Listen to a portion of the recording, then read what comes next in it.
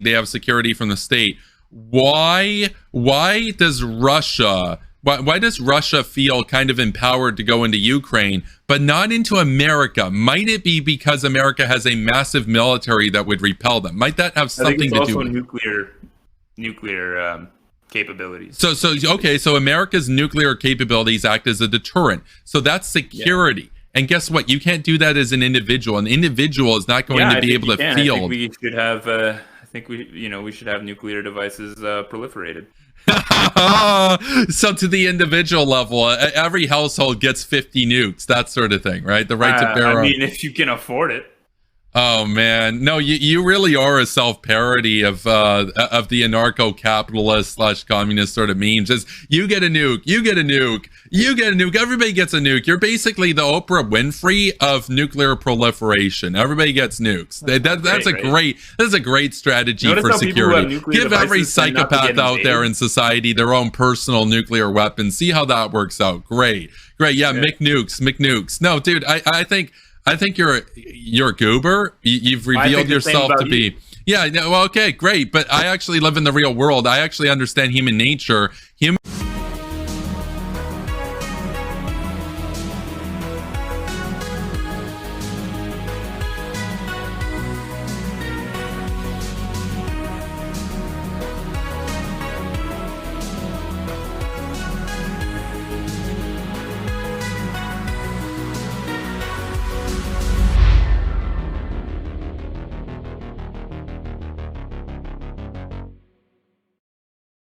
Hello and welcome to Superpower Broadcasting. Tonight is debate night. Thank you for tuning in. Tonight I'm debating somebody I've actually debated before, about a year ago or so. We're debating Carl Fleury here, who is one of the hosts of the Chance of Fleury channel. So with that, feel free to introduce yourself. And because you're the challenger, you get to go first with opening statements. Yeah, okay. So, Carl,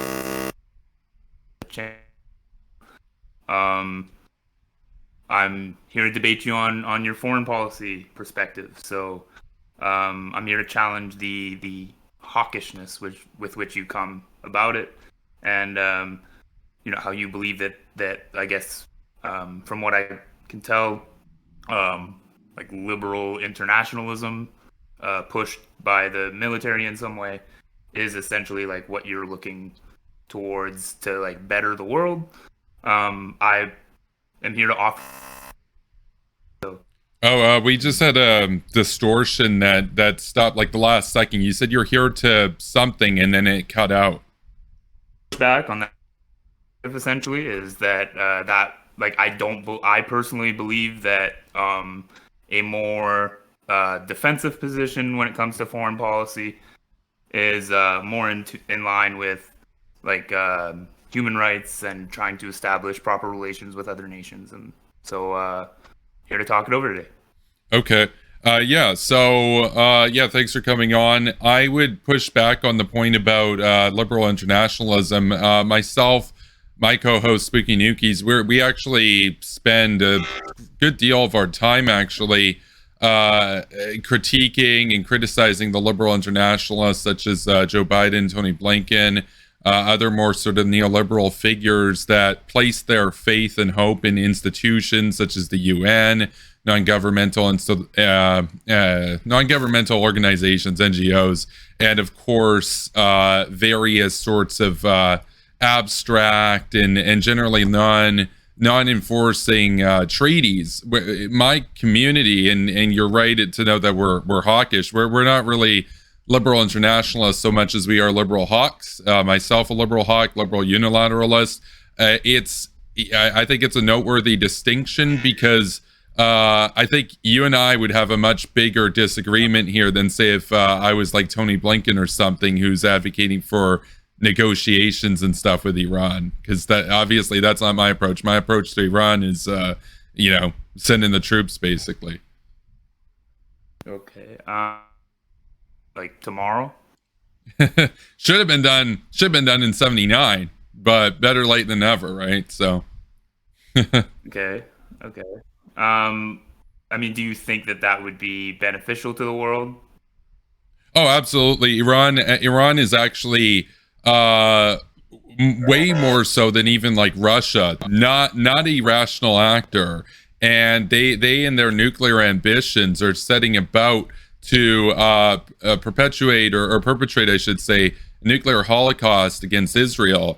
They, even according to the United Nations, which I'm not a fan of, have enough fissile material at the present moment for at least one fission device on the same order as the Hiroshima weapon. So they very likely already have the material. The question is, do they have a working bomb or not? But one bomb isn't an arsenal. And I think it's apparent that in our interest, in the interest of our allies, in the interests of our partners on the ground there in the Middle East, Israel, Saudi Arabia, etc., we need to deal with them before they deal with us. And it's very apparent that taking a conventional war against Iran now and neutralizing that regime now is preferable to waiting for that regime to initiate a nuclear war, which will get far more people killed, far more innocent people killed, trigger the same war anyway against Iran, except now they've got nukes. So there we go. And they're a massive terror threat. So as far as the world, the security of the world, Iran is the largest state sponsor of terror. So removing them would be a massive boon to world security, but it is true. So yeah, your audio, we lost your audio. People can't hear you. Wait, hold on. Let me go back over here. I've got you on my end with the audio. There was some interference. People couldn't hear you though. I'm going to go back to the output capture here. Change that up, change this up. Okay, I'm not getting any volume. Can you test your audio again? Oh, okay. So the last part of the last word came through. We're getting like a robotic sort of interference right now. Can people in the chat, are you guys hearing that, or is that just an audio issue on my end? Because I'm not getting your audio currently. I got feedback there though. There was an echo there that came through.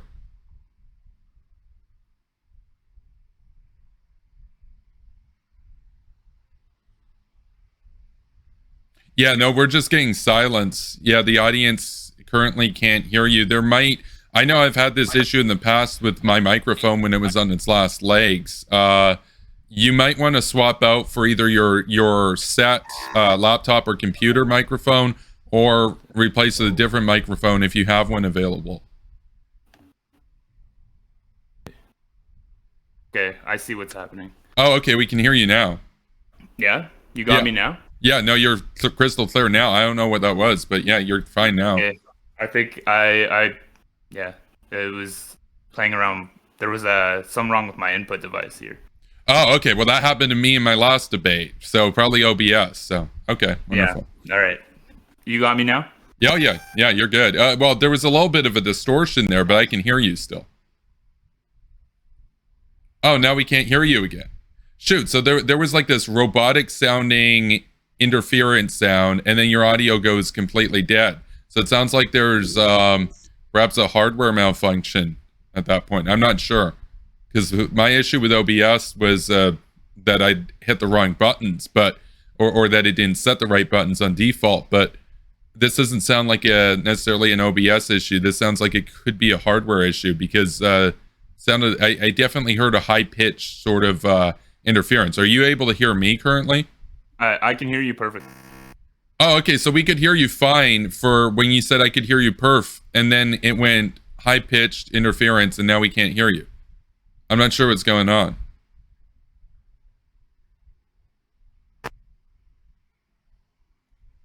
Shoot. It looks like... Yeah, no, it's only like a couple words will come through perfectly fine, and then it just goes silent. I'm not sure. Okay, let me try to disconnect. I'll try to come back. Yeah. We'll redo the call. Yeah. Okay. Okay. So Carl Fleury's just sorting out technical issues on his end currently. Stay with us. I hope that we'll be able to actually do this debate. the last debate I had was really interesting. I'm currently on Discord right now, just waiting for the call again. Could be an issue with Discord, could be an issue with OBS, could be a hardware issue, could be a particular microphone issue on his end. It's definitely not an issue on my end right now. We definitely had an issue on my end last time in the debate against Aircraft Sparky. That was my bad with OBS. We have all the OBS settings currently on fleek. Everything's in order. Okay, there's the call. Can you guys hear me now? Yeah, we can hear you. I'm just putting you back on the screen. Okay, everybody can see you again. Yeah, we can hear you. Hopefully that doesn't happen again in the future. So yeah, hopefully that's it. I just it seemed Discord was having something like going on with the input. It was switching back and forth a lot. So hopefully that doesn't happen again. Okay. Yeah, no, it sounds good.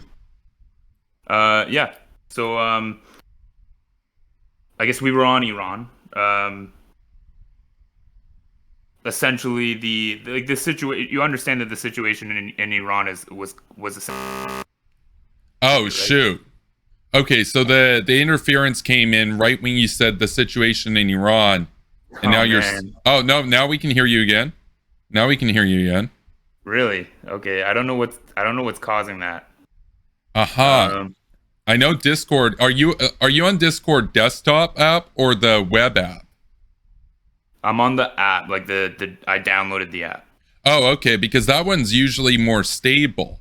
Yeah, maybe, that's why I do that. Yeah, maybe if you try calling me on the internet one, though. I know I've had an issue with Hippy Dippy where it's actually been less good for resolution on the desktop than the web, because we're not hearing your audio. So if you try calling me again from the web, whatever issue's going on with the desktop one, that might just be a bug in the desktop software. Okay, let me try that. Yeah. All right. Yeah. Okay, so we'll see Carl again in a minute. Just gonna stay tuning into Discord currently, waiting for the call. We got 11 people according to my numbers here in the chat. So thank you for tuning in right now. We're about to get this debate started. Carl already gave his opening remarks. I gave my response to that, and the audio issue started. So hopefully that gets resolved. And let's see. We got Arthur. We got Infamy Massacre. We got Druid in the chat. Thank you to you guys for being here tonight. I look. This is going to be an interesting debate. If you haven't seen it, I debated Carl Fleury about a year ago on Superpower Broadcasting. You can watch that over on YouTube. It's in the debate playlist. And we debated North Korea. And, of course, Carl Fleury made the argument that, and this became kind of infamous, he made the argument that he was fine, that he'd like to see North Korea get as many nuclear weapons as the United States. And so that was a massive point of contention, obviously, because my approach is for a preemptive invasion and liberation of North Korea, followed by reunification into the Republic of Korea. So, and that was obviously a really heated debate. That was an intense debate. I would suggest to everybody go and check it out. If you like debates, if you want to see a good foreign policy debate, I'm hoping that this debate works out. I'm hoping that the audio issues can be resolved because, it's the sort of thing that a lot of the people that I will debate on foreign policy, that's the extent of their presence online. Carl Fleury obviously has a channel. He has been at this for, around the same amount of time that I've been at this. And so in that sense, that makes for an interesting debate opponent.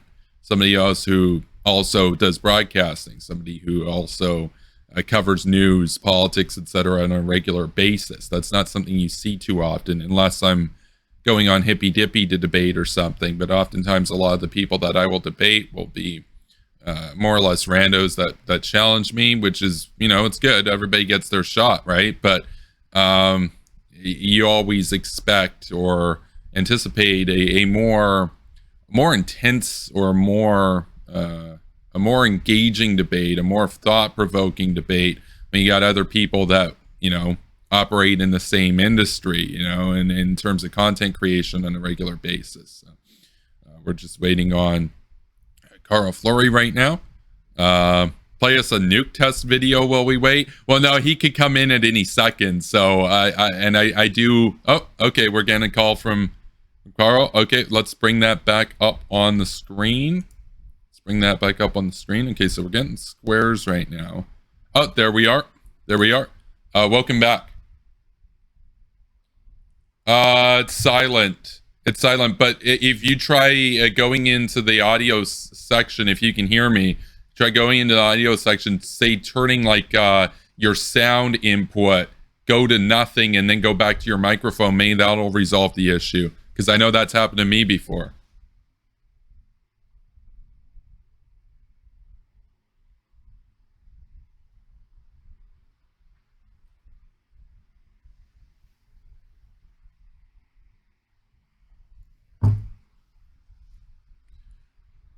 Yeah, we're still not getting any audio. Hopefully that gets fixed. PVTH OCH. Not sure how to pronounce that. Says, I am destroyer of socialism. Okay, I'm aware of your account. Oh, we actually lost the connection. Oh, okay, returning connection. Okay. Okay. Are you getting anything? Yeah, we're getting your audio now. Getting your audio now. Hopefully this lasts. Yeah, hopefully this sticks. Okay. Yep. Okay, so we got it for now. Yeah. So you were making a point about Iran. You said something about Iran, and then the audio cut. Yeah, I was saying that like the type of behavior that you're advocating for, to essentially try to, I guess, install a government that would be friendlier to Western interests, is essentially what's led Iran to where it is today, right? But that's not true, though. Iran is where it is today because the U.S. And the West at large didn't support the Shah. The Shah was actually, it worked. The Shah was a great ally of the West. He did great programs of modernization. That country was vastly improved under his leadership. And you look at Iran, for example, in the 1970s, women going to school don't have to wear hijabs or niqabs. And then you look at Iran today, and it's an absolute shithole because of the Islamist revolution that happened there, and the West just abandoned Iran. Didn't. Yeah, but a lot of that Islamist revival, that conservative revival, was a backlash to Western imperialists who installed the Shah, right? Who was a British monarch essentially, and it was a revolt against this kind of behavior, right? Yeah, but that's the thing. Like the ultra conservative sort of Islamists are ultimately my enemy, and you can say, well, it's a backlash to. But these are the Western people that you support a lot of the times. But that's not true, though. That's not true. So if we're looking at the Ayatollah regime, like in Afghanistan, for example. But that's not true. I support Karzai, supported Ghani, I supported the U.S. and Western coalition there, the Afghan National Army, Afghan security forces, all of that. Were they Muslim? Sure, but the direction that country was moving in under American direction was ultimately a more liberal direction. You saw that with the parliament. You saw that even in a very conservative Muslim country of Afghanistan. It was one of the most corrupt countries on the planet, though. But the Taliban, yeah. So the Taliban was incredibly corrupt as well. And the problem with them wasn't just the corruption, it was everything else that they did. Nobody does nation building in a country that's perfect, right? We're not going to do nation building in Spain or Germany. We're doing nation building in countries that are fucked up. So kind of did do that, right? And it worked. Well, and it worked in Germany. It worked in Germany, right? So that's actually a case for nation building. The U.S. has been in Germany for, 70 years almost, and now Germany's rich. For nation building, having to occupy a country for over 70 years. Well, it's not really an occupation, though. Likewise, in Afghanistan, it was with the coordination of the government there.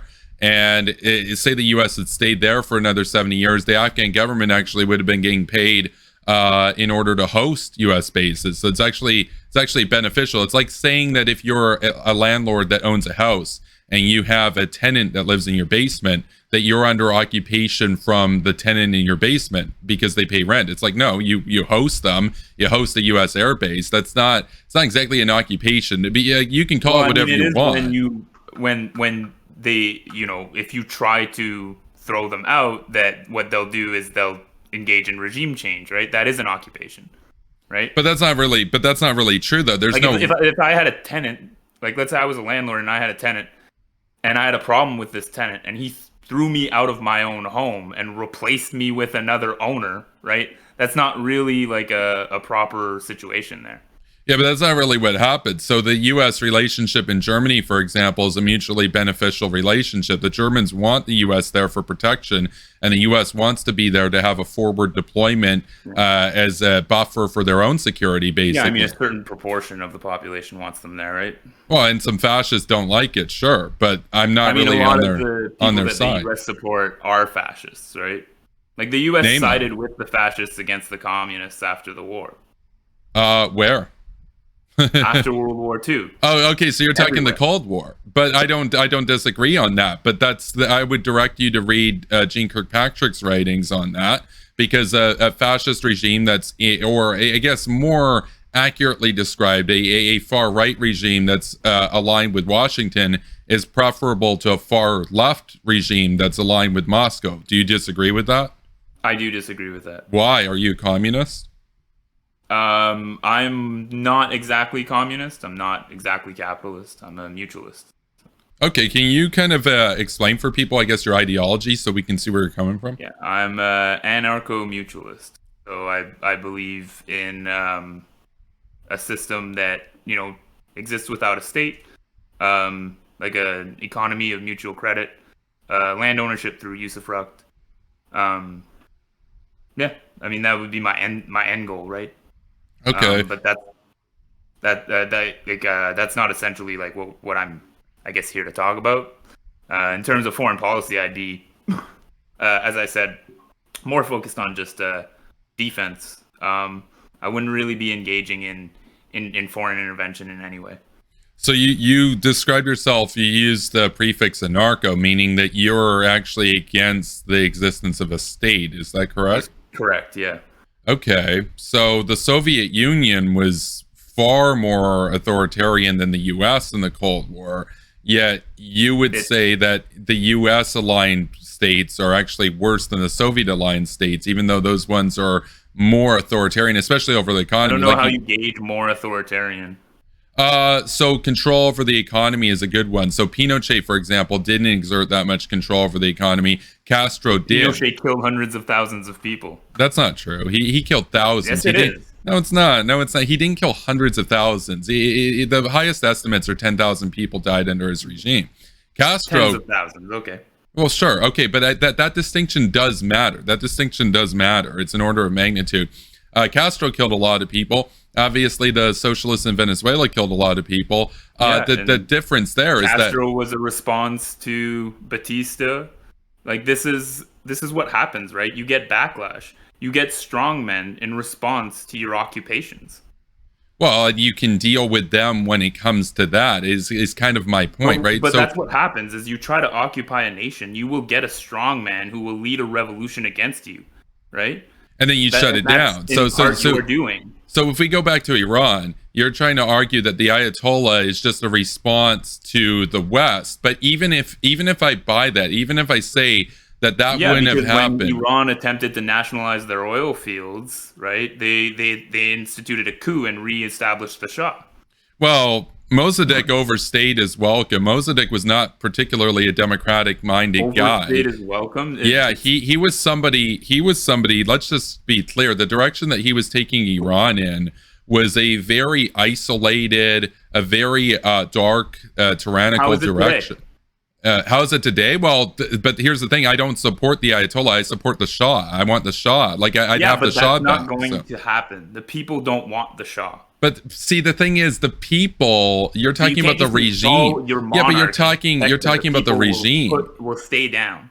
So you're talking about the regime. So Mossadegh dissolved the sort of framework that there was there for a democratic system. He was somebody who in no way did he do that. No, but that's not true though. So he did overstay his welcome. He stayed past his term, and the CIA is overstated in their role. It was mostly a British operation with Ajax, and you've acknowledged that. But the thing that's important here is that the Shah, living in Iran under the Shah, was actually better than living in Iran under Mossadegh. Women had more rights under the Shah than they did under Mossadegh, for example. Right, I get that, but there was cultural repression, which led to a cultural revolution. Right, like this is what happens: is you can't keep this like you can't keep repressing people and expect that that's going to work.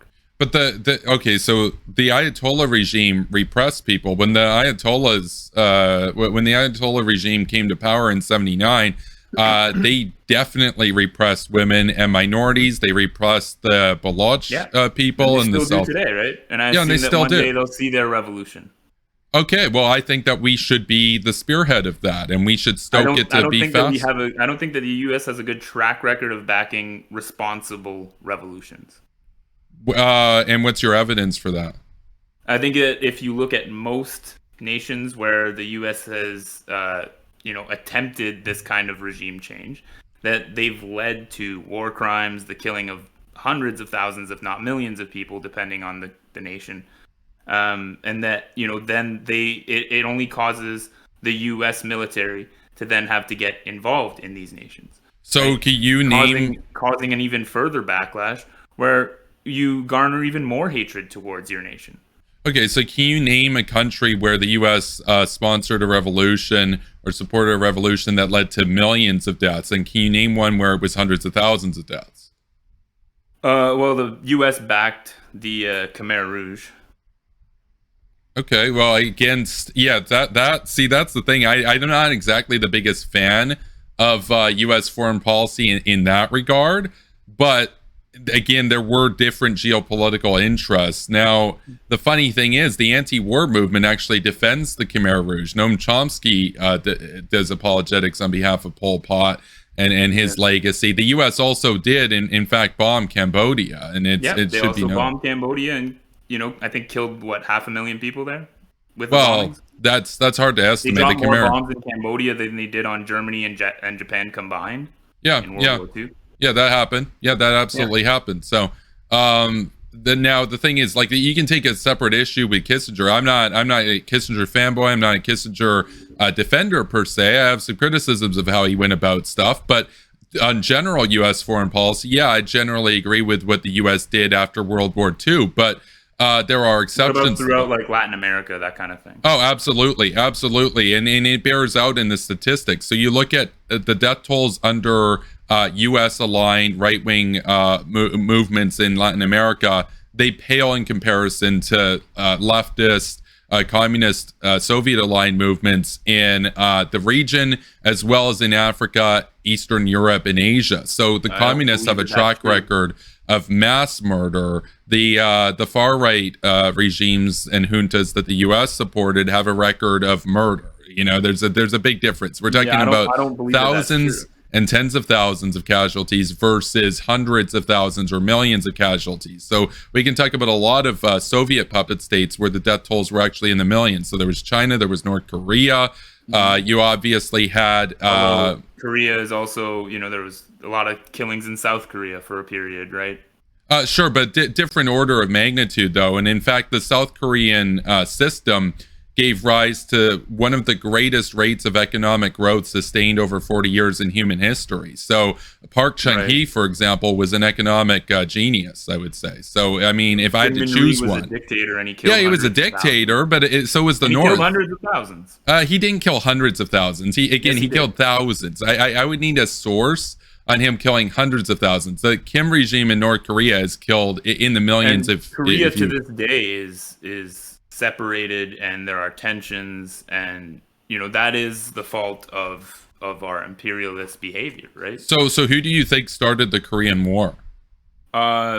Essentially, I think that it was the U.S. Occupation of South Korea. Okay, so you think the United States started the Korean War in 1950 in the summer? I think it was It was more like 1945. Okay, but the Korean War, when did the Korean War start? Yeah, I'm talking about like the what led up to the war, right? Like wars don't just happen out of nowhere, right? There are reasons for war, right? And Korea was after the Second World War was united under the KPR, right?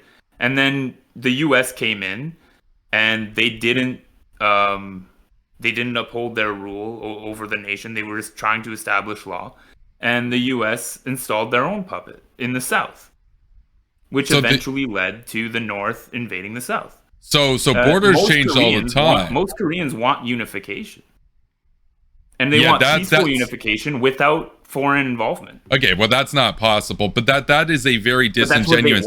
That's a disingenuous statistic, and you know it. The majority of Koreans want unification under the Republic of Korea. The majority do not support the North. That's not true. Studies from the South show, and this is something Brian Myers talks about, and he's an expert on North Korea, that only about 10 to 20% of people in South Korea support North Korea. The vast majority of South Koreans support their own country. Now, a unified Korea, though, would be a different nation. It wouldn't be North or South Korea. But see, that can't actually happen. That's the thing. That's not ever going to actually happen. It's either going to be one or the other. As long as foreign actors keep meddling in the region, no. But North Korea doesn't really have any sort of foreign actors per se, and they're still a thing. And they're still a thing. So if the U.S. left, North Korea is still going to be there. So I want to go back to your claim, though, that the Korean War was the fault of the United States for being there. The whole country would have literally been North Korea if the United States didn't support the southern portion of it. So your cope, or I guess your excuse for Kim Il-sung invading the South and doing literal imperialism is that the U.S. had a government in the southern part of the country. So by that logic, yeah, the U.S. installed a government in South Korea that was illegitimate. Okay, but the government in the North was legitimate. I just want to get you on the record with that. You think that the Kim Il-sung regime... The war, Korea had been occupied by Japan, right? And after the war, the KPR, the Korean People's Republic, attempted to establish a rule of law. And I think that they should have been left up to their own devices, rather than the U.S. coming in and saying, oh, well, the South belongs to us, right? And then that led to Russian support for the North. And it led to what we have today, which is essentially, you're right. I don't know if we'll ever see unification because of how fractured it's become. So the Soviets obviously propped up Kim Il-sung. They were the ones that put their weight behind him, made him the supreme leader, and gave him all the momentum to establish his own regime in the North. And if they were to be to their own devices, and the U.S. wasn't to stand up to the communist expansion, you acknowledge that entire peninsula would have become what we see as North Korea today. It just would have been the you don't know what DPRK. would have happened. Well, okay, but see, here's the thing. My problem with you is that you're talking about anarcho and that you don't like the state and everything. Yet, if you had to pick a place to live, there's more freedom and less government interference in your life in the South than there is in the North. You know that. You would, if you had to pick one, you'd rather live in the South, right, than the North. Is that correct? Okay, yeah, I will agree that Western nations give a good amount of freedom to, or attempt to at least, give as much freedom as they can to their own citizens, right? But that is to make them complacent with a system that allows them to repress the rest of the world. Where? Well, because the U.S., we talked about Germany and South Korea. Both of those countries are free now because of the U.S. and Western influence being... Right, but what about the people in Korea, like in North Korea? Well, the U.S. hasn't liberated them yet. I'm the advocate for going to war. The situation there, what I'm saying is that U.S. imperialism caused that situation. No, but that's not correct, because if the U.S. had actually taken out the Kim regime as MacArthur wanted to do right when the war was happening, he actually wanted to use nuclear weapons. I think Truman should have authorized that. That regime would not exist today. So the funny thing is, the peninsula use nuclear weapons. 3 million. Well, no, he was going to target them at the Yalu River to stop the Chinese invasion and to hit some bases in in China. The thing is, yeah, people die in war. 3 million people died in the Korean War without nukes. A few 100,000 more would have died if nukes were used, or less than that. So they were going to be used in a mostly tactical way. So my point here being that if the North regime was wiped out, and they came very close to being wiped out when the US and the UN came in, that peninsula would be united today. It would be free. You've actually admitted that Western nations provide a better degree of freedom than communist nations, and yet you oppose Western nations expanding that freedom to other countries because you think that dictators should have the freedom to oppress their own people. Is that correct? No, because they don't. There requires a certain level of underclass in order for Western nations to continue to survive the way that they do. And so they keep certain countries as servants to their own devices, right? For resources. This is why they engage in regime change in certain nations. But if that were true, though, South Korea never would have been allowed to become a first world country. They would have just been kept as this periphery colony for agrarian products and that sort of thing, as a slave or whatever you want to call it. Like, your periphery core theory doesn't work because the Western core tries to actually make these other areas rich and wealthy and actually succeeds in doing it when they go in. Like, U.S. partners. They've made Iraq worse. They've made Afghanistan worse. They've made Syria worse. They've made Libya worse. But that's objectively incorrect. Effective. But that's objectively incorrect. They've made South America far worse. They've made Africa far worse. But that's it. Okay, so we can go one at a time. So you started by saying Iraq. So Iraq under Saddam was a shithole. It was an absolute tyranny state that would have made Hitler jealous of how authoritarian it was. Totalitarian it was. Now Iraq is basically a democracy. The people are not getting gassed anymore. They're not invading their neighbors. They're not dying en masse. Like that country actually has a real shot at becoming a good place to live in. And actually parts of Iraq are a great place to live, especially Kurdistan. That's so absolutely not true. So you think, and the thing is, but I don't even need to prove that to be the case to demonstrate the fact that Iraq is a better place. Iraq is a better place to live. Iraq is a better place to live. Iraq is a better place to live today than it was under Saddam. Would you rather live in Iraq today, or say in 2006, or literally under Saddam? I think that Iraq was probably preferable under Saddam. That's insane. So I got a bit of advice to you. Don't call yourself an anarcho anything, because Saddam was no friend to anarchists. I'll tell you that. Yeah, I know that. But neither are the people who are vying for power today, right? Where it's like there's no stability today. And the other thing is, what good is stability if you're under fascism imposed on the nation by the U.S.? Like, the Ba'athist Revolution was supported by the United States. Because of the Cold War, though. Again, I would direct you back to Jeane Kirkpatrick. Right. So what happens is you end up supporting these Islamic fundamentalists, right? And then you have to fight them after the fact, right? Wait, so I just want to be clear, just on the record. So the Ba'athist Revolution in Iraq, you're arguing that it was an Islamic fundamentalist movement. Is that what you're asserting? In part, yeah. Well, the Ba'athist movement was nominally secular, though. Like, I'm not calling Saddam a secular leader, but he wasn't exactly a fundamentalist. He worked with fundamentalists. He did harbor terrorists in his later years. But when that revolution happened, it was actually a rejection of Islamic fundamentalism. It was Arab socialism, actually. It was aligned with basically the whole project of like this sort of pan-Arab Ba'athist system. Like, the Ba'athist idea is this Arab secular... They instituted what? They socialized their oil, right? Well, they did that, but they also, if you actually look at what they did with religion, they represented a more secular form. They represented a more state control as opposed to mosque control of society. So you're saying that I would agree with that. So, but you also said that they were Islamic fundamentalists, but Saddam was not an Islamic fundamentalist. He was bad, but he wasn't an Islamic fundamentalist. Right. I don't think you know your history. Sure. I don't think you know your history. I think you know memes. But What's that? I think you know memes, but I don't think you know your history. Sure. Because Okay. because you can say that the U.S. supported Islamic fundamentalists in Afghanistan They did. during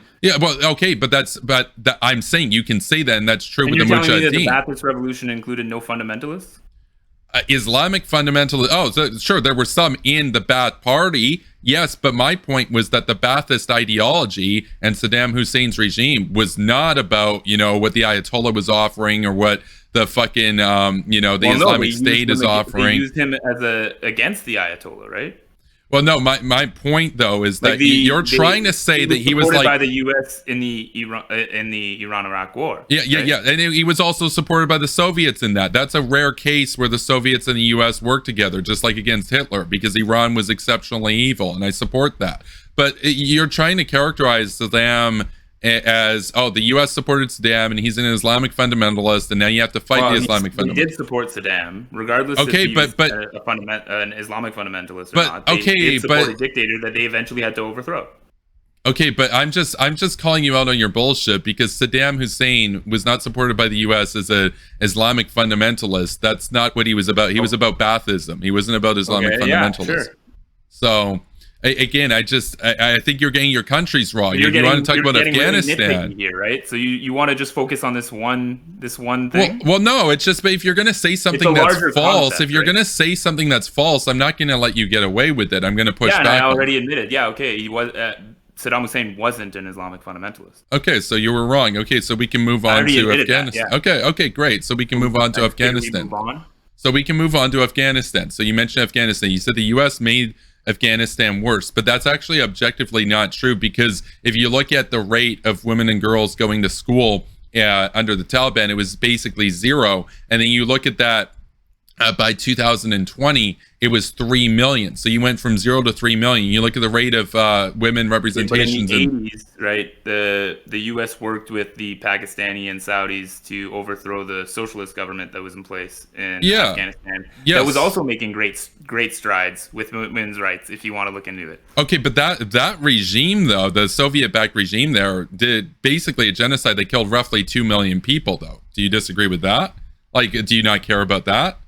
I think that it wasn't entirely the regime that was at fault.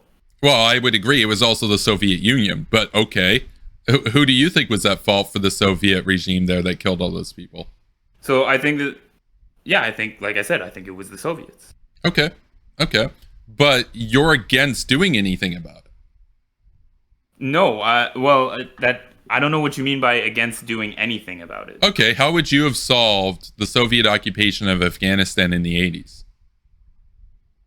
I would have provided assistance to the regime.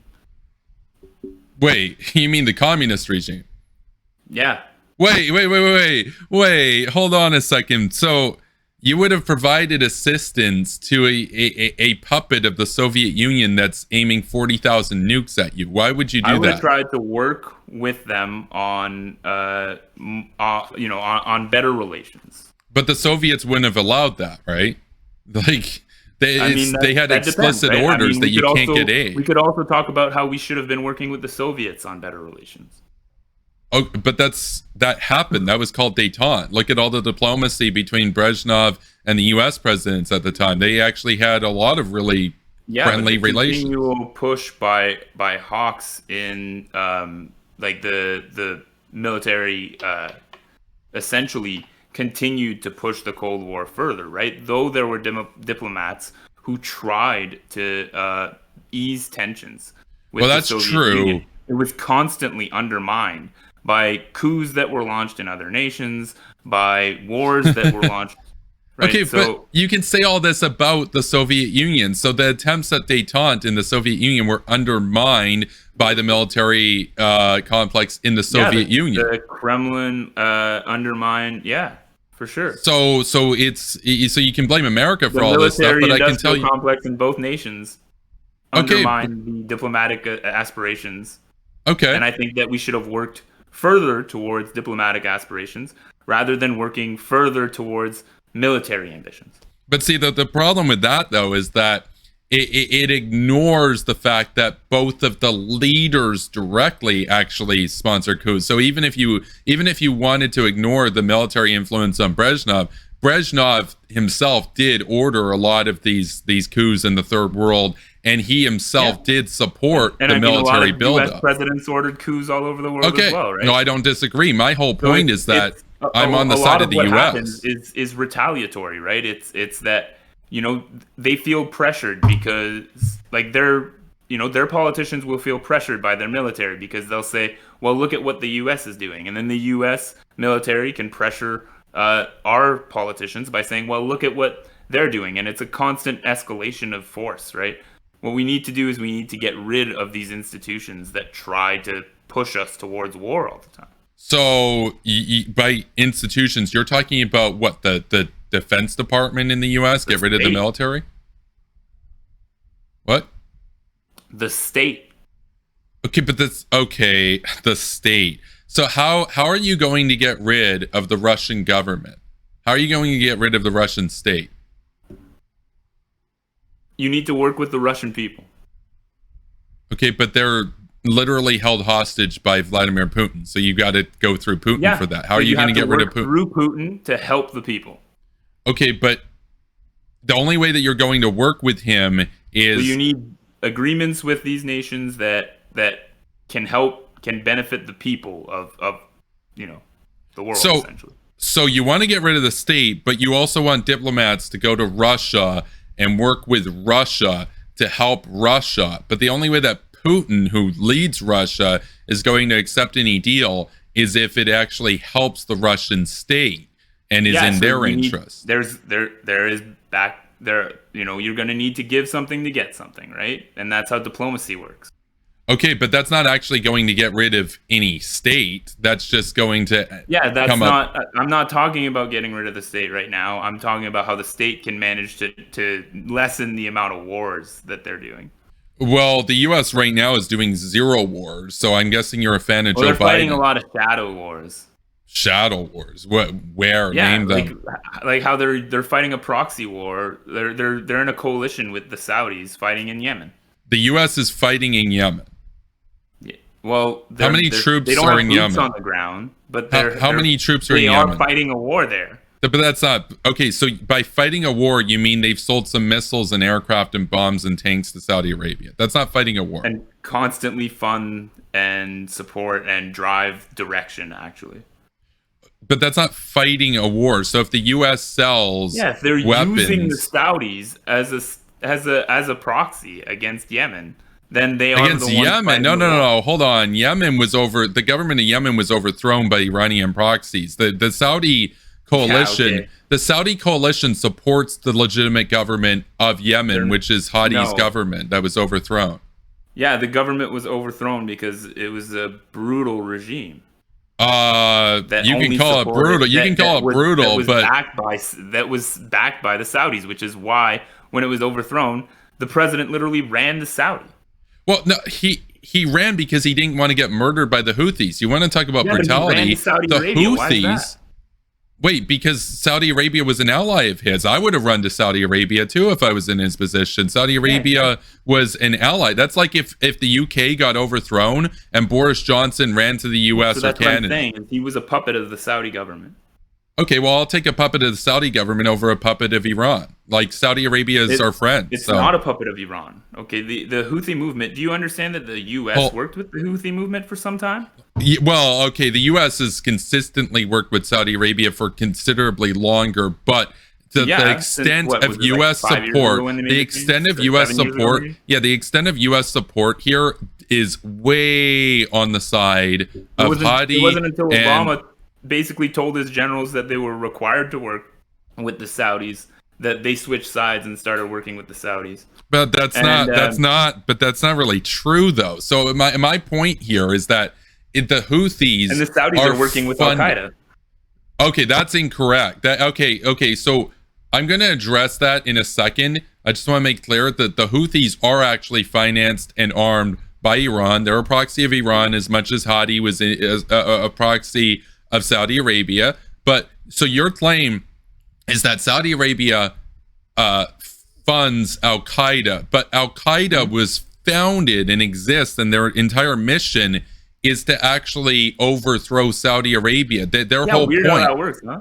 No. Their whole point, the entire point of Al-Qaeda was to get the U.S. bases out of Saudi Arabia and to overthrow Saudi Arabia. So why would Saudi Arabia work with a terrorist group that literally exists to overthrow the king and the crown prince? Why would they do that?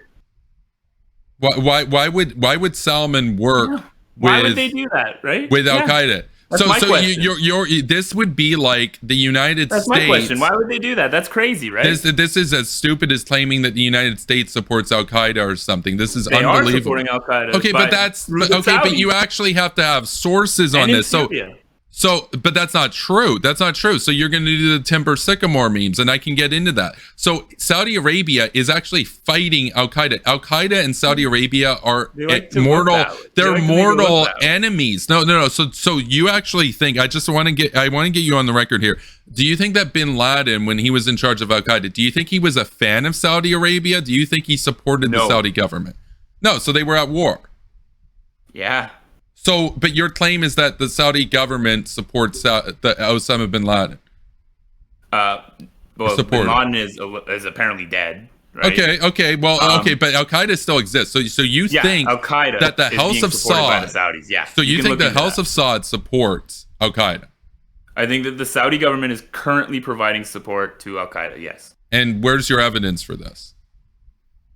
You can look it up, man. There's sources. Wait, look it up. Google. No. But you actually, in order to make an extraordinary claim, look, you've been making extraordinary claims this entire time. Okay, but I've been backing them up with evidence, and I can give you. I know I can give you evidence. I right now in Latin America that leftist-backed governments killed more people than far-right governments, and you didn't provide a single piece of evidence for that. No, I literally did. No. And you haven't provided a single piece of evidence. I can go back and give you the evidence on that. What I want right now, you've claimed that Saudi Arabia is supporting a group that they're at war with, and you're claiming this. Yet when I ask you for evidence, you can't actually provide it. If you're not going to provide evidence, I'm going to dismiss that claim, and people are going to laugh at you. Dismiss every claim you've made throughout this entire debate because you've provided no evidence. No, but that's not true. I actually did provide evidence. So on the claim that Latin American, on the claim that Latin American regimes that were supported by the United States they killed fewer people than Soviet-supported regimes. I did actually provide some evidence for that. So there are a number of regimes that the Soviet Union. So there are a number of regimes that the Soviet Union supported that killed either millions or tens of millions of people. So a great example would be China. You also had North Korea, and you had you can look at the Vietnam, Northern Vietnam, etc. We can look at Castro. Castro killed tens of thousands of people. I said, a lot of these things are entirely responses to U.S. action. But that's victim blaming the United States. The U.S. has been trying to repress the people of Cuba for over 100 years. But that's not true. The people that are repressing the Cuban people right now and have been since the fucking 50s or whatever are the Communist Party over there. It's the Castro regime. So you can say, oh, well, it's just a response to America or whatever. You don't think the U.S. was also responding to the Soviet Union? Like, I love how you just blame America for everything, right? I don't think that the U.S. was responding to the Soviet Union by installing Batista in Cuba, no. Okay, well, that's a little bit different. But my point is, Batista and the U.S. support for Batista there goes back before even the Cold War. So yeah, exactly. That's my point. Okay, great. So your answer for Batista and his repressive regime of the Cuban people led to the revolution that you saw. So your answer to Batista, and I'm not really a fan of Batista, but your answer to the problems of Batista is, let's get a brutal communist guy in charge. That's not my answer. That is the answer that you got. Okay. Well, but the U.S. tried to stop it. Is going to be the one to lead the revolution when it comes. That's how it happens. Okay. Well, I don't disagree. If you keep people down, if you repress people, there will eventually be a strongman who shows up to lead the people against your regime, and then you're going to end up with some sort of alternate dictatorship. But that's not true, though. If the U.S. had actually put real military support into the Bay of Pigs instead of just half-assing it, they could have overthrown Castro. I would have supported that. What? and gotten a U.S. regime, which would have been more favorable to American interests. The regime that was there before is what led to the revolution. No, Castro was supported by the Soviet Union. Castro was a product of Marxism. And look, as I've already said, Batista, not really a fan of him. The solution to Batista was transition to a democratic capitalist country, not get a brutal socialist dictator. The U.S. had no intentions in doing that.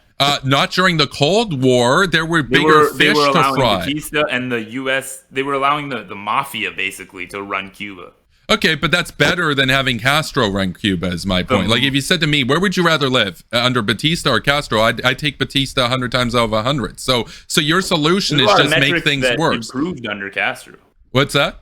There's a lot of metrics that improved under Castro. But that's bullshit if you believe fake statistics. And even if, and I actually made this point on Twitter the other day where some goober was trying to claim that the life expectancy is longer in Cuba. I said, even if that's true, than in America, you have to live under a miserable communist regime. So I'd rather not even be born than have to live under that, right? So the thing is, your whole solution to all of this is just, My solution is to stop doing what we've done to bring us to the point that we're at today. So let the Soviet Union take over the world then.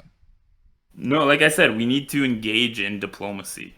We need to engage in... But there was diplomacy. To reach out to the people, not just the states, but the people of the world, and try to form bonds between us in order to ensure that we work towards common goals, rather than trying to extinguish each other. So who do you think has the power in North Korea, the people or Kim Jong-un? What do you mean by that? Well, you say we need to reach out to the people of the world. I'm guessing you're including North Korea there. So you're going to reach out to their people. I've already talked. You're going to have to work with the current government on diplomatic solutions that benefit the people of each nation.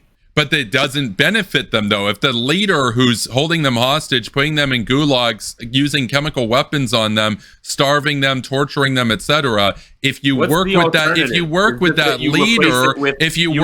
leader and legitimize, no, but that's not true. But that's not true. Sigmund Rhee killed nowhere near. Sigmund Rhee killed nowhere near as many people. Yeah, Sigmund Rhee was a great leader who, yes, he killed a lot of people, but he was a dictator. He was, as far as dictators go, he was one of the better ones of them. And guess what? He lifted his people out of poverty. Kim Il-sung, in contrast, murdered far more of his people and kept them in poverty. So if you said to me, would you rather, like, you act as if they're equivalent. No, it was objectively better to live under Sigmund Rhee and get rich than live under Kim Il-sung and probably have a higher chance of dying and be poor. So you act as if they're equivalent. No. But U.S. dictators are better than Soviet dictators. U.S. dictators kill fewer people and give their people a better economic condition than Soviet dictators.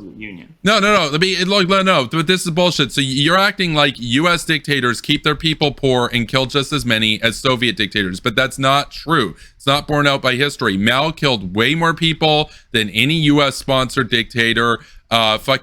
Sigmund Rhee killed way fewer people than the North Koreans. China.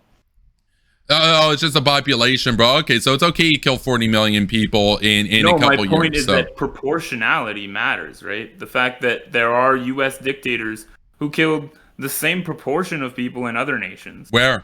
Name them. Name one. I already mentioned Cambodia. There's also Laos. Yeah, but the U.S. didn't really support Pol Pot, though. The U.S. actually did a lot to undermine him. So this is not really true. The U.S. Saddam was supported by the United States. So Saddam was supported by the United States up until he invaded Kuwait, basically, until the end of the Iran-Iraq war. So if we're talking about the time, if we're talking, by the way, the Soviets supported him too. Iran was a greater evil. This is a no-brainer. Obviously, you're going to support Saddam against the literal Ayatollah. But anyway, Saddam, the time that the U.S. was supporting Saddam when he came to power to basically the end of the 1980s, you're trying to say he killed the same percent of his people as Mao, but that's not true. Mao killed upwards of about, depending on which figure you go with, upwards of like 8 to 9% of the people in China. Well, actually, that's by today's population. If we're going to the population at the time when they had about 600 million, it was actually substantially more. We're talking about, we're talking between a range of 7 to 15% of the population dying. Saddam did not kill, look, he killed 3,000 people a month on average. Iraq had like, what, 20, 25 million people. Saddam he killed nowhere near as many people as Mao. Like, my point is that, yeah, they're both dictators. One killed a hell of a lot more people, even if you want to do per capita. So even then, the communist regime doesn't bear out. But even still, the Soviets also supported Saddam. So that's not even a really fair comparison. Both the US and the Soviets supported him. So, and I mean, there's the destabilization of regions all around the world as well, right? Which the Soviets did. Like, so you're trying to say that the US destabilizes places. Sometimes, and I'll say this, destability is better than stability under, say, Saddam Hussein or under Gaddafi. Like, Libya is a better place today. Libya is a better place today than as a slave plantation with stability. Libya is not a better place today. No, but it is, because they actually have a chance to build their own country. They didn't have that under Gaddafi. So civil war is better than living under fascism. So, like, it's better to die fighting. Right? It's better to die fighting than live under fascism. Far right's better than the left is, right? Well, as far as a track record of death goes, as far as they're aligned with you, right?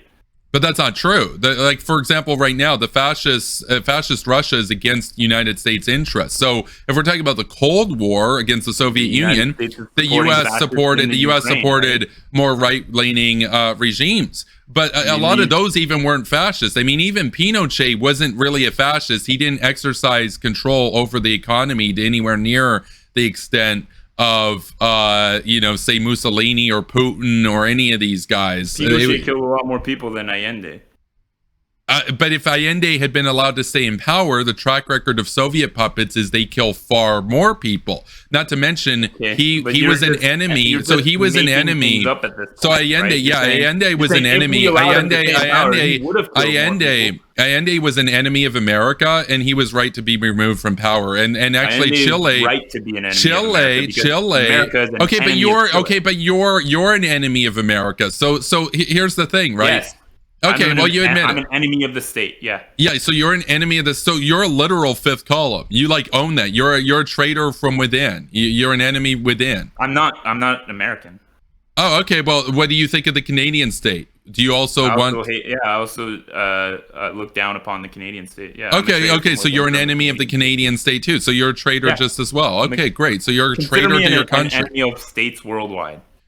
Okay, well, see, here's the thing, right? I'm going to say to you this. You should actually read Thomas Hobbes. He'll actually school you on why. And look, it's not about whether you like a state or don't like a state. Was these people that you claim to prop up that were like members of the Enlightenment. You understand that they were part of the aristocracy, right? Wait, I didn't claim that Hobbes was part of the Enlightenment. He mostly preceded the Enlightenment, but he was a monarchist. And he was a monarchist for good reason, because he went through a civil war that was absolutely brutal.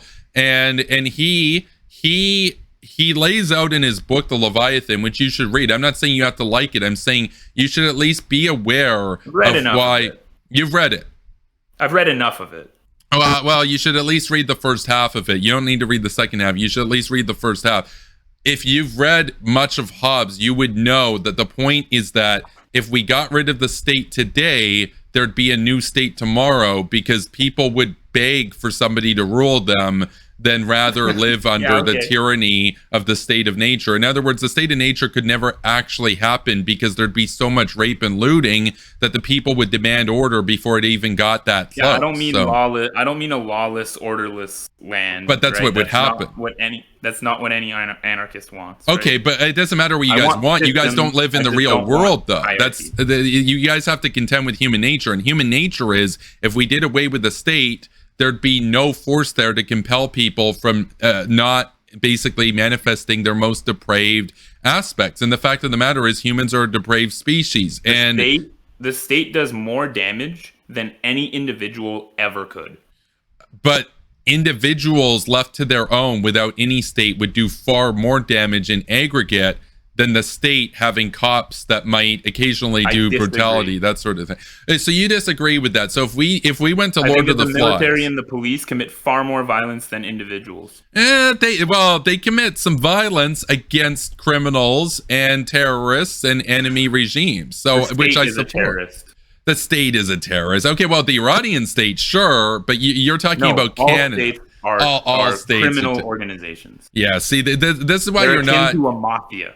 Yeah, this is why you're not particularly. It's a racketeering scheme. Yeah, you're not a particularly serious person here because, like, at this point, even a guy like Hawes, even a tanky like Hawes, is more serious when it comes to understanding human nature and that you have to actually have a state in order to maintain order. Like this week, he's a joke. Oh, he's a joke. He's a goober, but even he understands that a state is necessary. Even he understands. Yeah, even he's not a real communist, right? Well, no, he is a communist. He supports like the communist means stateless, right? Well, okay. Well, but see, here's the thing, right? Communism and what it means to be a communist is you establish the material conditions to get there, which requires a state. He supports that. Right. So, he supports the Vanguard Party. He doesn't. Well, he supports China. Like he's not an anarchist. He doesn't support anarchism in any way. No. But so which is the goal of communism. So your thing is that he's not a real communist, right? Because I would say not a real communist. Okay, well, I would say he's a more real communist than a lot of people out there because he actually understands how you would transition to a communist system. The thing is, your point of just let's get rid of the state or whatever, that's not actually practical. I mean, even in a Marxian model, you're looking at a transitionary period of potentially thousands of years. Well, I'm not calling you a Marxist. I'm just saying even an anarchist Marxist, you're looking at thousands of years to get there, where you've got to establish, socialism and all that stuff first. Socialism is a statist system. Your thing of just get rid of the state. You can have anarchic socialism. That's a little bit of an oxymoron, but the thing is, socialism is the public ownership of the means of production, which is basically requires a state to manage and a command economy. Not necessarily, though. But see, here's the thing. You can say it doesn't require that, but it would never work in the real world without a state. Like my thing with you. Well, I mean, you can think that, but there are plenty of anarchic relationships between businesses and between countries that exist today that are facilitated in the order of states. That couldn't take place without states because there'd be nothing stopping people. They exist despite the disorder that the state brings. The disorder that the state brings. No. The fact of the matter is, we couldn't even have this conversation right now. States are constant transient organisms that shouldn't exist. That exist only to repress people. That's beyond goober-pilled and jester-pilled. So we couldn't even have this debate tonight if it weren't for the state, because an internet infrastructure system could not exist in a state of anarchy. It couldn't. You can say, well, everybody will get along and be mutualist and all that. No, here's what's going to happen. The worst serial killers and psychos and stuff like that out there are going to have their way with everybody else, and there's nobody that you can run to because we're in an anarchic world. The worst serial killers have pale in comparison to the number of people that have been killed by the state. So I just want to clarify for the record here. Look, the Soviet Union, they killed a lot of people. They were led by psychopaths. Sure, great, that state killed a lot of people. But if we're talking about a country like Canada, you think that a country like Canada would be better off if we did away with the government and we did away with the state of Canada and we just had everybody do their own thing? You really? I still believe in democratic institutions. I just don't believe in a hierarchy. So I don't believe that there should be a state. Obviously, people can still democratically, establish law. But there, obviously doesn't, you would do so in a flat way, right? So but here's the problem with that. Any sort of democratic mechanism requires an order to happen. And when we're talking about this scale, like you might like an anarcho-commune, an anarcho-commune could work with like maybe a few hundred people. You're not going to get 30 million people in Canada to somehow coexist without a government to facilitate that sort of peaceable relationships. So your whole point is, oh well, the government's killed more people.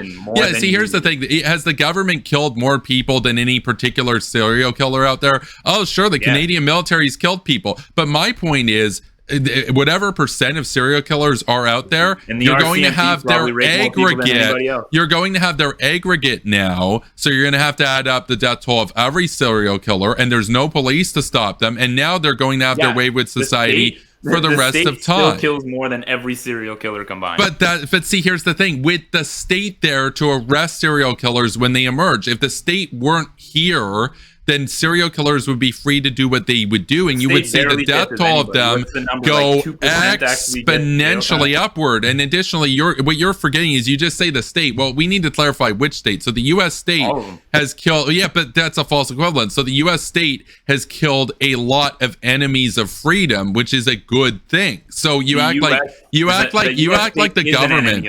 So you act like the government. You act like the government killing people just in general is a bad thing. But what if it's Osama bin Laden? What if it's fucking Saddam Hussein? That's good. Well, that's good. Oh, you think it was wrong to kill bin Laden? I think it was wrong. Oh, okay, so let's just let him get away with 9/11. Let him get away. Did he do 9/11? He did. Did he? He did. He admitted it. Why didn't the U.S. provide evidence to the Taliban when they asked for it, so that they would give them up? Why would the U.S. work with the Taliban? The Taliban harbored bin Laden. The Taliban harbored give up Osama bin Laden to a third party. Yeah. So the Taliban harbored Al Qaeda. They actually gave safe refuge to Al Qaeda while they were plotting 9/11. They were actually part of the guilty party here. So you're not gonna work with half of the criminals to try to get this other criminal. You're working with the Saudis, and they've worked with Al Qaeda far longer. No, Saudi Arabia, since Al Qaeda was founded, its stated goal was to overthrow Saudi Arabia and get the U.S. out of the Arabian Peninsula. From day one, Saudi Arabia and Al Qaeda have been at war, and you're accusing Saudi Arabia of supporting the people that want to murder and overthrow them. Al Qaeda's stated goal is to overthrow the king of Saudi Arabia. Why would the king of Saudi Arabia support Al Qaeda? Why? That's the most counterproductive. Them against the Yemen, against the Houthis, right? But that's not true. No, that's not true. Saudi Arabia in Yemen is bombing both. They actually target both. They're actually at war with Al Qaeda and Yemen. There have been documents revealed that show that they are working with Al Qaeda. But you actually have to provide me a source on that. What documents? They're recruiting, and they're providing funds for them to leave. So your claim here is that MBS and the King of Saudi Arabia, they're giving funding to Al Qaeda in Yemen. Yeah. But that's bullshit. That's bullshit. You can say that all you want. No, that's bullshit. You don't have any evidence. You can just say, oh, there's documents out there. Yeah, you probably got it from WikiLeaks or some Russian bullshit or whatever.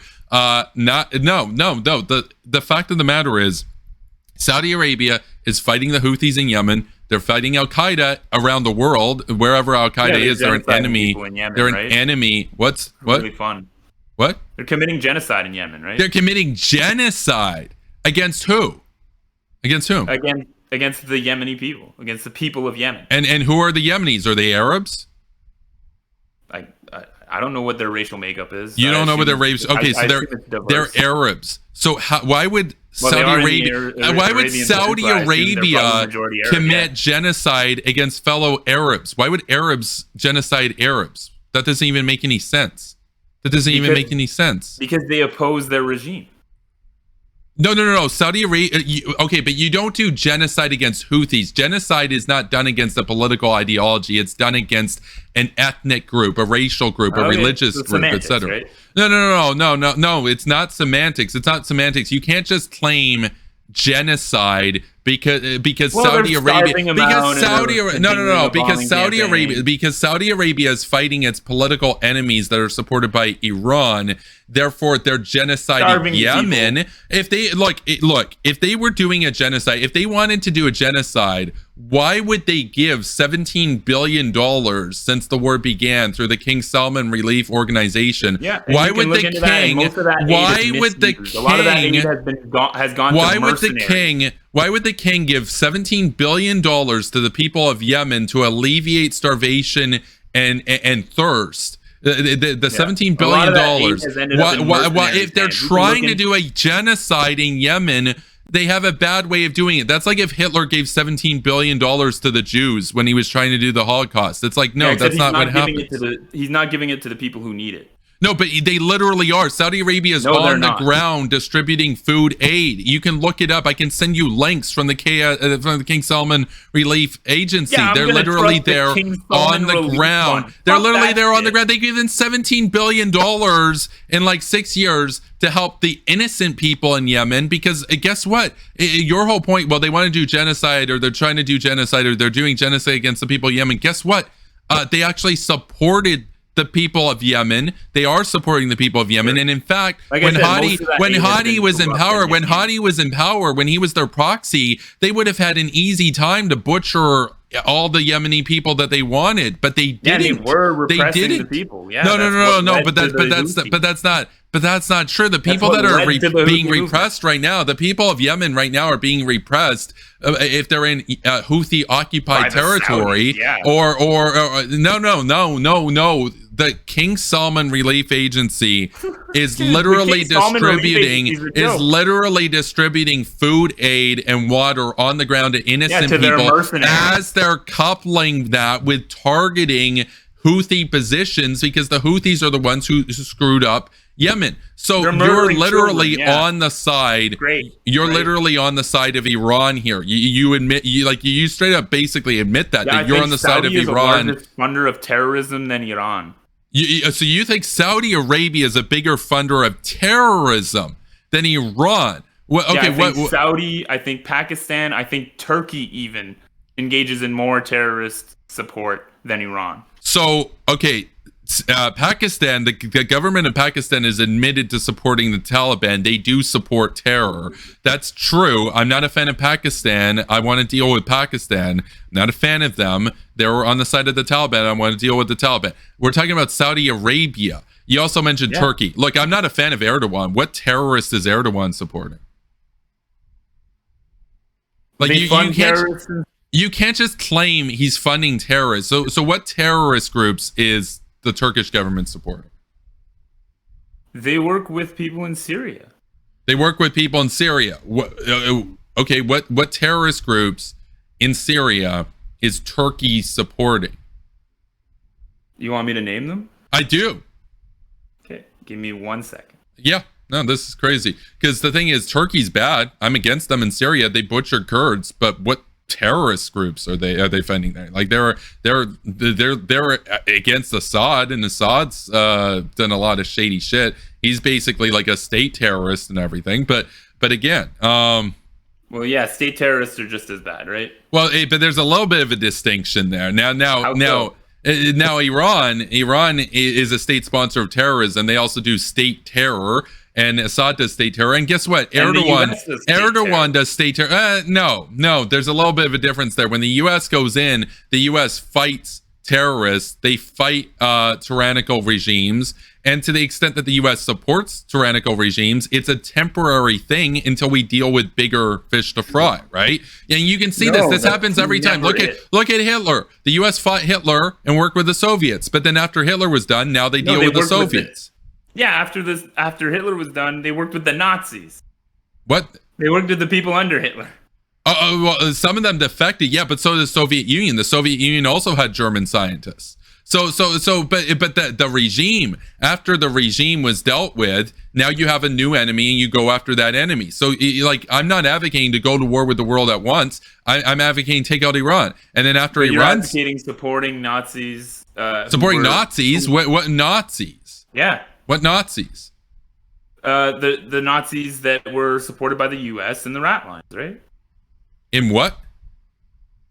So they were Third Reich veterans that were known to have committed terrible atrocities that the U.S. Brought in and worked with against the Soviets. In the space program, to try to get ICBMs. Not just the space program.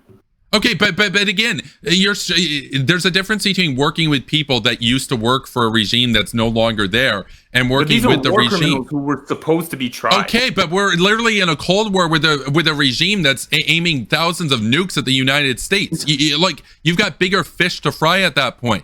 I support working with lesser evils against greater evils. It doesn't mean the lesser evils aren't bad guys. So who do you think is a bigger problem? Who do you think is a bigger problem? Who do you think is a bigger problem? Werner von Braun or the literal Soviet Union? Who's a bigger enemy? Who's a bigger enemy? Who's a bigger enemy? Yes. To who? To the U.S. or to the American order? Yeah, I don't care about the American order. Well, then you're a fucking enemy. Then, so you and I are literally enemies. So you've admitted here you don't have our interests at heart. So why should we? So why should anybody listen to you? Why should anybody who's a liberal? Why should anybody who's a capitalist? Why should anybody who believes in America in the I'm not West? a liberal or a capitalist. So understand something here. You are actually a fifth column. I'm talking to the people. You're a trade. Well, okay, but the people of America and Canada like liberalism. They like property rights. They like capitalism. They like capitalism. They don't like communism. They don't like anarchy. It's not working for a lot of people, and I think that a lot of people are starting to wake up to the fact that the system isn't working. You're a very fringe. Look, I gotta tell you the truth right now, dude. You're a very, very fringe radical, and you can talk about the people in this and that. Okay, so you admit you're a radical, you admit you're fringe, so you can talk about the people. I got news for you. The people of Canada are not with you. They're not anarchists. People of America, whether they supported Trump or Biden, they're not anarchists. They're not with you. So you talk to the people or whatever. The people don't like you. People need to be educated. People need to be indoctrinated into communist anarcho. They've currently been indoctrinated into believing that the state actually provides them with some form of security. But that's not really true, though, because the state does provide security. The state provides them with, the schooling that we all get, right? Which is where the indoctrination comes in. Which is where the authoritarian system is reestablished. Dude, if your claim was true that people are just brainwashed to think they have security from the state, why does Russia feel kind of empowered to go into Ukraine but not into America? Might it be because America has a massive military that would repel them? Might that have something to do with nuclear capabilities? So America's nuclear capabilities act as a deterrent. So that's security. Yeah. And guess what? You can't do that as an individual. An individual is not going to be able to field. I think we should have. We should have nuclear devices proliferated. So to the individual level, every household gets 50 nukes, that sort of thing, right? The right to bear. If you can afford it. Oh man, no, you really are a self-parody of the anarcho-capitalist / communist sort of memes. Just you get a nuke, you get a nuke, you get a nuke. Everybody gets a nuke. You're basically the Oprah Winfrey of nuclear proliferation. Everybody gets nukes. That's a great strategy for security. Give every psychopath out there in society their own personal nuclear weapons. See how that works out. Great. Yeah, McNukes. No, dude, I think you're a goober. You've revealed yourself to be. Yeah, well, okay, great. But I actually live in the real world. I actually understand human nature. Human nature requires a state to keep the worst. The worst demons of humanity. The worst demons of humanity. In order to contain them, we require a state to give order to us. Worse than any individual person ever could be. The state is the foundation of civilization, and without it, you cannot have civilization. And additionally to that, you do not. People are the foundation of civilization. You do not understand human nature. The state is a racketeering organization. You do not murders people. Yeah, you do not. Yeah, the American state murders enemies of America. Oh, murder. No, they don't murder. They don't murder. There's a difference there. Killing and murdering is different. It's not illegal. It's not illegal to kill enemy combatants. The U.S. state kills enemies of America. The U.S. state kills enemies of America. That's actually a good thing. That's actually part of the security. Now, I want to make it very clear. you said you're against hierarchies or whatever. Great. You're against the state. Great. Here's the thing. In the real world, hierarchies are inevitable given the consequences of human nature, and the state scaled up from that is inevitable given the aggregate of human nature. And so you cannot have a civilization to survive without the state, and you cannot be human without hierarchy. As long as there is humanity, there will be hierarchy. And as much as that makes you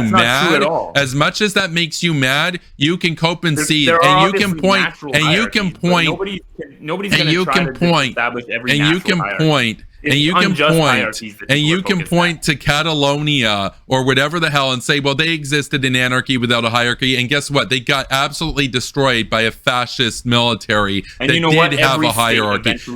have a hierarchy. Because here's the thing. There's actually a hierarchy out there of how this works, which is that communist regimes tend to defeat big fascist regimes, big communist regimes tend to defeat them, and then capitalist regimes tend to defeat communist regimes, and at large, that's kind of the hierarchy of history, is that communists get defeated, or communists defeat fascists, and capitalists defeat communists. The thing is, guess what? I also left anarchists out of there because they're not even in that hierarchy. Because to say that they got defeated by fascists, because they don't go around. To say that they got defeated by fascists in Catalonia would be an understatement. They got absolutely raffle stomped, and it's not to say that the fascists were great; they were evil. But my point is that if you can't repel, if you can't report, no, you support fascists. You admitted you support Iran, and you support their proxies, and you support Russia, and you support the Kim regime, and you support the Kim regime. And so I want to get you on the record here. I support these states as much as I support any other state. Yeah, and so that which is a support of those states, because that's a false equivalent. Because if you undermine our war effort, you're aiding their war effort. That's elementary. If you're anti-war, you're pro-fascism. If you're anti-war, you're pro-fascism. I got a question for you. Do you stand by your statement? Do you stand by your statement the last time we debated that you would like to see North Korea get as many nukes as the United States of America? Do you stand by that? Yeah, I stand by that. Yeah, so you're a goober. You're an absolute goober. Like, I think we're done here. You just don't live in the real world. You don't get human nater. You don't get hierarchies. You're not even really an idealist. You're just basically at this point straight up water boy for every illiberal, anti-liberal dictatorship out there. Very sad, very lame. If Saudi Arabia, I'll tell you this, if Saudi Arabia was against the United States, you'd be supporting them too. So give me a break. I think we're done. So we're at a point now. We got on almost an hour and a half. Make your closing statements, and then we'll wrap this up. So yeah, okay. I had fun. I think this, obviously shows the faulty of people who just want to go to war. He clearly doesn't understand that throughout history, this is a cycle that continues to repeat itself. And unless we change our behavior, it's not going to change anything. So I don't know where we're going to go from here. Obviously, if the majority of people want to support some type of military intervention, then, millions are going to continue to die around the world for absolutely nothing. So I think that the people need to work to lessen the power of the state and increase their own personal power as much as possible in order to avoid, essentially, probably a world war at some point. Okay, so I'll close here by saying that as long as the world is divided between islands of freedom, continents of slavery, there will be war, and that war is just, and that war that we will wage against the enemies of freedom is a good thing. For even though war is hell, communism and fascism are also hell, but the former is temporary. The former is a surgery to remove the cancer of fascism and communism. Now, we can't go to war with the world at once. We unfortunately are at a disadvantage in that we're a few countries and they have many countries. We have to work with some bad apples against greater evils, yes, but once those greater evils are neutralized, as Christopher Hitchens said, mark my words, we will come for them if they do not reform to our will. So we will forge the world in our image. Our image is one of personal liberty, one of freedom. The great irony here is that the state that supports around the world the most freedom for the individual is the United States of America, and that is the state which my opponent has stood in the most opposition to, admitted to being an enemy of, and wanting to see overthrown. So with that, we are done here. So that was Carl Flory. There we go. So, and we're done there. Close the window capture out. Okay. So what did we think of Carl Flory? What did we think of that debate? That one